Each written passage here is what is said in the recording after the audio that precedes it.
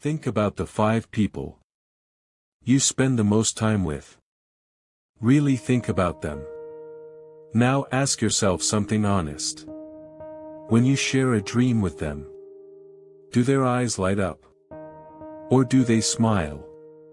Just a little too slowly. Because here's what nobody warns you about. The people who kill your potential don't do it with cruelty.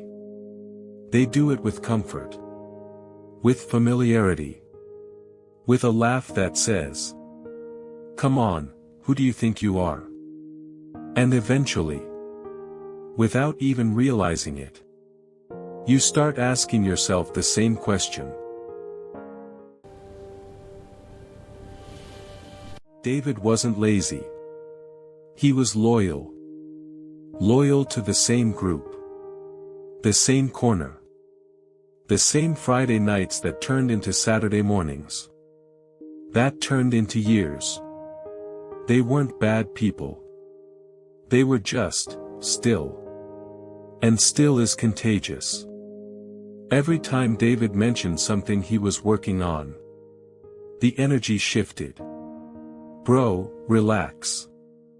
You're always overthinking. Just enjoy life.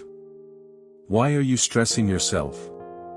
And the worst one, delivered with a smile. Who do you think you are? So David learned to laugh it off. Shrink it down.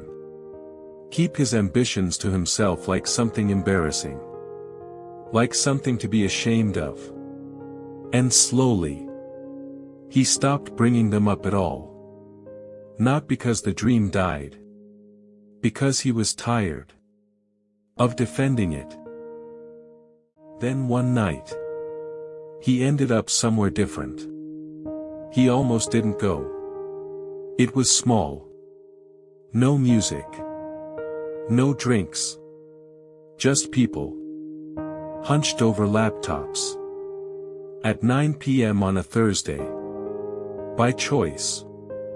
David sat down in a corner and just watched. Nobody was performing. Nobody was pretending.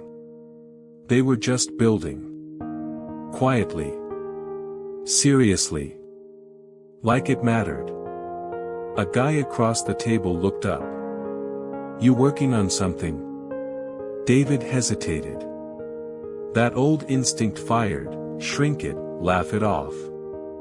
But something stopped him. "Yeah. I've been thinking about starting something." "What's stopping you?" Not, "That's crazy." Not, "Who do you think you are?" Just, "What's stopping you?" David didn't have an answer. And for the first time, that felt like a good thing. He came back the next night. And the night after that. He started working on a thing he'd been thinking about for 2 years. Not perfectly. Not with confidence. With shaking hands and a screen full of mistakes. But nobody laughed. Nobody rolled their eyes. They leaned in. Asked questions. Gave feedback like it was the most natural thing in the world. Because in that room, effort wasn't something to hide. It was the price of admission. And David began to change. Not because he found better motivation. Not because he discovered some secret. But because he finally understood something that took him years to learn. You cannot outgrow a room that punishes growth. No amount of discipline. No amount of self-belief. No amount of YouTube videos at midnight can fully override the environment you come home to every single day. The room shapes you, whether you choose it or not. I'm not telling you to abandon the people you love. I'm telling you to be honest about what certain rooms are costing you. Your energy. Your standards. The version of yourself you keep almost becoming. Find the room where effort is respected. Where your ambition doesn't need an apology. Where someone looks at what you're building and says, "What's stopping you?" instead of, "Who do you think you are?" Because that question changes everything. So tell me right now. What kind of room are you in? Drop it in the comments. One word.